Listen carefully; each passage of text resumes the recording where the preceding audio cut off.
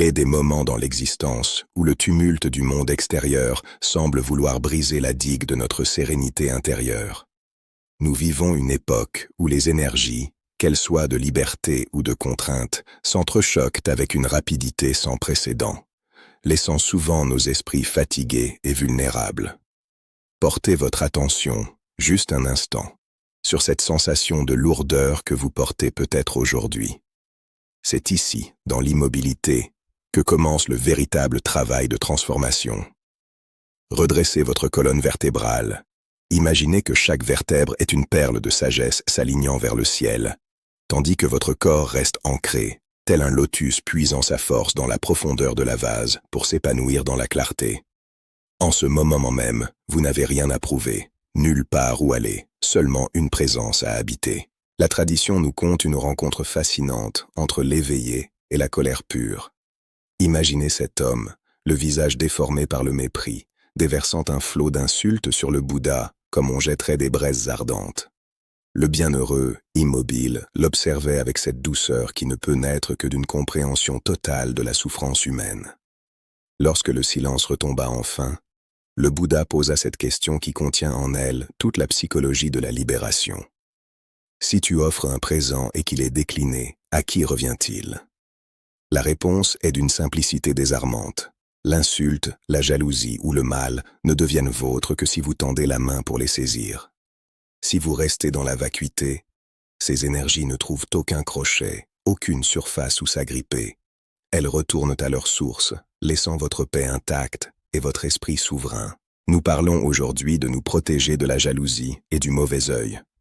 Ces forces que nous craignons de voir éroder notre bonheur. Pourtant, la sagesse ancienne nous murmure que le danger ne vient pas de la flèche, mais de la plaie que nous portons déjà en nous. Votre esprit est, par nature, comme l'azur infini du ciel. Les nuages de la malveillance peuvent être sombres, denses, effrayants, mais ils n'ont aucun pouvoir pour rayer ou tacher la clarté de l'espace. Comprendre cela, c'est passer d'un état de survie à un état de réalisation. C'est réaliser que vous possédez déjà une compétence spéciale, un niveau de maîtrise qui ne demande qu'à être réveillé pour que vous cessiez d'être une cible et que vous deveniez un sanctuaire. C'est pour cette raison que je vous invite à ne pas détourner le regard. Ce que je m'apprête à vous transmettre n'est pas une simple information, mais une clé pratique, un héritage des monastères les plus reculés du Tibet qui a traversé les siècles pour arriver jusqu'à vous.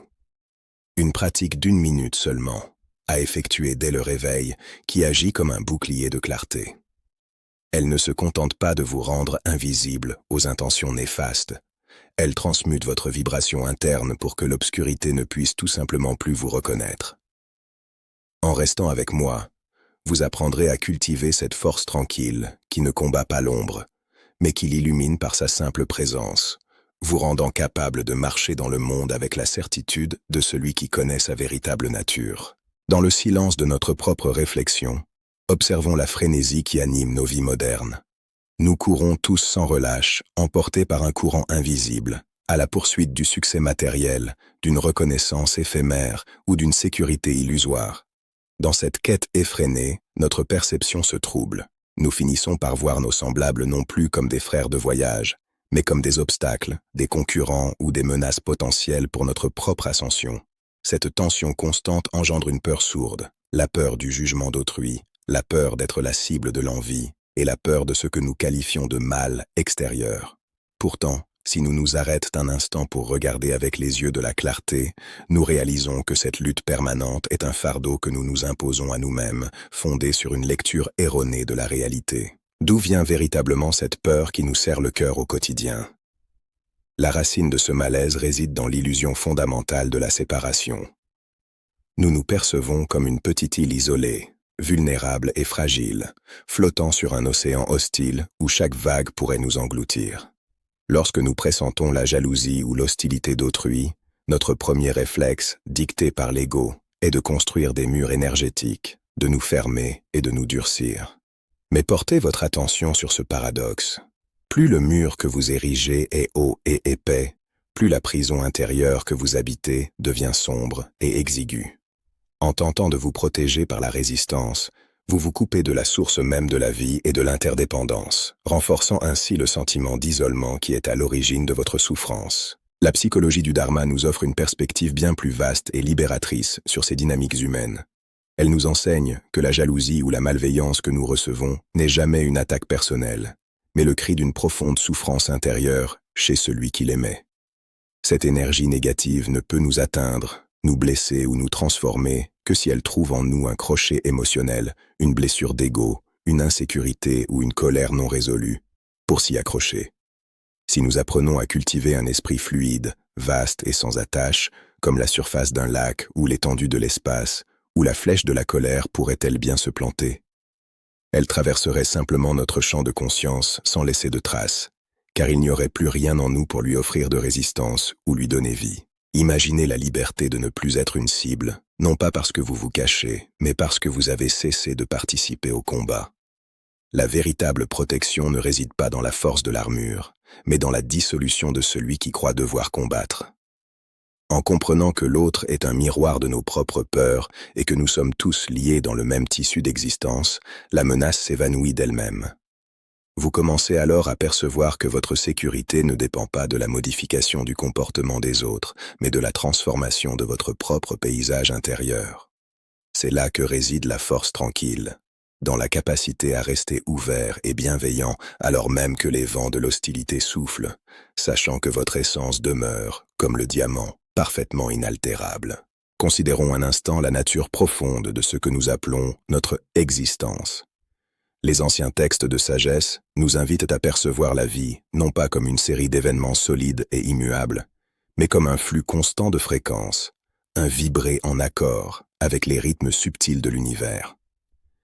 Dans cette perspective, votre énergie intérieure n'est pas une ressource inépuisable. Elle est la seule véritable monnaie que vous possédez réellement, le capital sacré de votre conscience. Chaque fois que vous cédez à la réactivité, que vous répondez à la haine par la haine ou à la peur par une peur plus grande encore, vous effectuez une dépense inutile et épuisante de votre capital vital. C'est une hémorragie silencieuse de votre force spirituelle qui vous laisse vidé, vulnérable et incapable de maintenir votre propre souveraineté face aux tempêtes du monde. Apprendre à préserver cette énergie, c'est comprendre que chaque interaction est une transaction. Allez-vous investir dans la paix ou dilapider votre lumière dans des conflits qui ne vous appartiennent pas? Nous avons tendance à chercher la sécurité dans la fuite ou la modification des circonstances extérieures. Nous changeons de travail, nous rompons des liens, nous tentons de nous cacher derrière des barrières physiques ou sociales. Pourtant, la loi de l'esprit est implacable. Le monde extérieur fonctionne comme un miroir d'une fidélité absolue.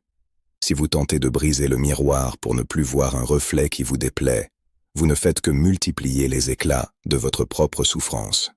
La véritable maîtrise consiste à réaliser que si vous changez la fréquence fondamentale de votre propre esprit, le reflet projeté par le monde doit, par nécessité vibratoire, changer lui aussi. Le bouclier du moine ne doit donc pas être perçu comme une technique de défense agressive ou une armure de résistance. C'est un alignement interne profond, une rectification de votre propre note de musique intérieure pour qu'elle résonne en harmonie avec la clarté originelle plutôt qu'avec le chaos ambiant. Entrons maintenant dans la compréhension subtile de la sphère de clarté, ce concept qui transforme radicalement notre rapport à l'autre. Dans l'illusion de l'ego, nous voyons celui qui nous critique ou nous envie comme un ennemi puissant et malveillant. Mais avec l'œil de la sagesse, nous apprenons à voir derrière le masque. Nous commençons à percevoir un être égaré, errant dans le brouillard épais de ses propres attachements et de ses propres peurs. Sa malveillance n'est que le symptôme d'une douleur qu'il ne sait pas exprimer autrement. C'est précisément à cet endroit précis que la protection se transmute en compassion.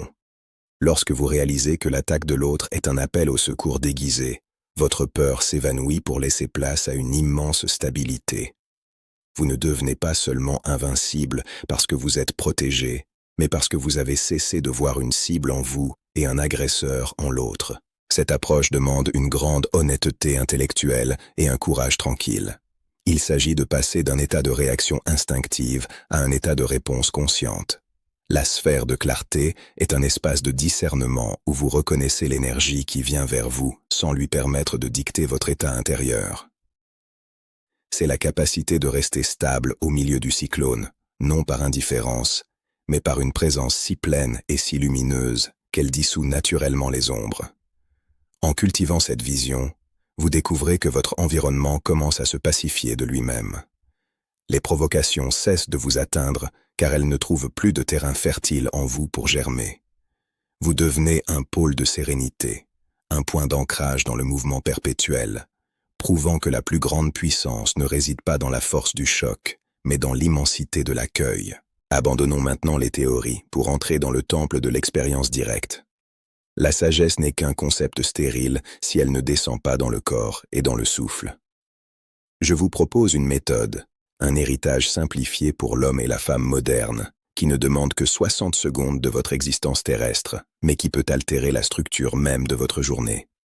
Cette pratique doit devenir votre premier acte conscient au réveil, une barrière sacrée posée avant que le tumulte numérique et les notifications de votre téléphone ne viennent fragmenter votre attention. Considérez cet instant comme une cérémonie de souveraineté où vous reprenez possession de votre espace vibratoire avant que le monde n'y projette ses propres ombres. C'est une opportunité unique de se lever non pas comme un être réactif, mais comme un être éveillé, prêt à traverser les champs d'énergie de la ville avec une stabilité inébranlable. La première étape est celle de l'ancrage, une immersion de 10 secondes dans la présence physique. Asseyez-vous au bord de votre lit ou sur une chaise, le dos droit mais sans tension superflue. Posez vos mains sur vos genoux, les paumes ouvertes vers le ciel dans un geste de réception totale. Fermez doucement les yeux. Prenez une inspiration profonde, non pas avec effort, mais avec curiosité. Visualisez l'air qui entre par vos narines non comme un gaz, mais comme une cascade de lumière dorée qui vient remplir vos poumons et irriguer chaque cellule de votre corps. À cet instant, sentez le poids de votre corps sur le siège. Vous n'êtes plus dans vos pensées. Vous êtes pleinement ici, dans le sanctuaire de l'instant présent. Vient ensuite l'activation du centre, une phase de 20 secondes dédiée à votre foyer intérieur.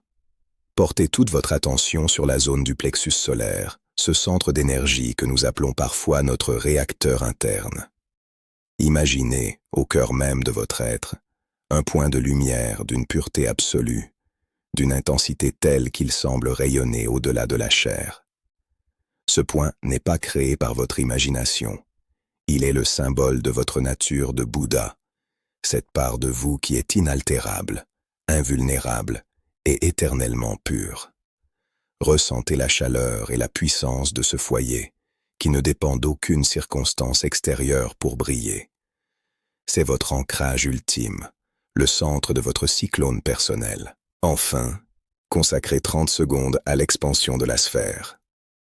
À chaque expiration lente et contrôlée, visualisez la lumière de votre centre qui s'élargit, poussant les limites de votre aura pour former une sphère parfaite tout autour de vous, s'étendant à environ 1 mètre de votre corps physique. Cette sphère n'est pas une paroi rigide ou une armure de fer. Elle est faite de pure conscience. Elle est vivante, intelligente, et sa nature profonde est la vacuité. Lorsqu'une pensée négative, une critique acerbe ou un regard lourd de jalousie s'approche de vous, il ne rencontre pas de résistance. Il entre dans votre sphère et, au contact de cette fréquence de compassion, il se dissout instantanément, comme une goutte d'encre noire tombant dans l'immensité d'un océan cristallin. L'encre ne peut ni troubler ni colorer l'océan. Elle perd simplement sa forme et sa toxicité dans l'immensité de votre paix. Vous êtes désormais prêt à marcher, protégé non par la force, mais par la transparence. Vivre avec ce bouclier de lumière ne signifie pas se retirer du monde ou devenir indifférent à la souffrance qui nous entoure. Au contraire, c'est apprendre à marcher au cœur de la cité avec une souveraineté nouvelle, celle d'un être qui ne dépend plus de la validation ou de l'humeur d'autrui pour maintenir sa paix intérieure. Imaginez que vous êtes comme un diamant. Peu importe la boue que l'on jette sur lui, sa structure atomique reste pure et sa clarté inaltérable. En pratiquant cette minute de clarté chaque matin, vous cessez d'être une victime des circonstances pour devenir le maître de votre propre espace vibratoire. Vous réalisez que votre énergie est votre capital le plus précieux, une monnaie sacrée que vous choisissez d'investir dans la bienveillance plutôt que de la gaspiller dans des réactions stériles à la négativité ambiante. La véritable transformation survient lorsque vous comprenez que ce bouclier n'est pas une séparation, mais une forme de transparence ultime. En bouddhisme, nous parlons souvent de la vacuité non pas comme un vide, mais comme une disponibilité totale. Lorsque vous n'avez plus d'ego à défendre, plus d'image à protéger, les flèches de la jalousie ou de la malveillance traversent votre être sans jamais trouver de point d'impact. Vous devenez invisible au mal, non pas parce que vous vous cachez, mais parce qu'il n'y a plus rien en vous qui entre en résonance avec la haine. C'est le secret le plus profond des monastères. La protection la plus absolue réside dans l'absence de saisie. En laissant tout passer à travers vous, comme le vent traverse les feuilles d'un arbre sans les emporter, vous accédez à une liberté que personne ne peut vous ravir. Cette pratique est un acte de compassion radicale, non seulement envers vous-même, mais aussi envers ceux qui vous entourent. En refusant de devenir le miroir de la colère des autres, vous brisez la chaîne de la souffrance. Au lieu de renvoyer l'obscurité, vous offrez un espace de silence et de clarté où la négativité de l'autre peut simplement s'éteindre. Portez votre attention sur l'impact de cette vérité.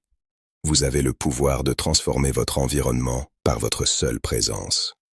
Chaque interaction devient alors une opportunité de pratiquer le dharma, de cultiver la bonté aimante et de renforcer votre sphère de clarté. Vous n'êtes plus un simple spectateur de votre vie, mais un pôle de stabilité pour tous les êtres égarés dans le brouillard de leurs propres attachements. Allez maintenant dans votre journée avec cette certitude.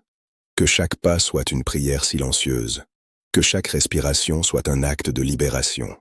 Ne gardez pas ce trésor pour vous seul. Laissez votre lumière déborder pour éclairer le chemin de ceux qui marchent encore dans l'ombre de la peur. La sagesse ancienne que nous avons explorée ensemble est désormais entre vos mains, vivante et prête à être incarnée. Souvenez-vous que vous êtes le ciel et que tout le reste, les critiques, les louanges, les jalousies, n'est que météo passagère. Restez dans cette souveraineté, car c'est là que réside votre véritable nature, inaltérable et infiniment lumineuse.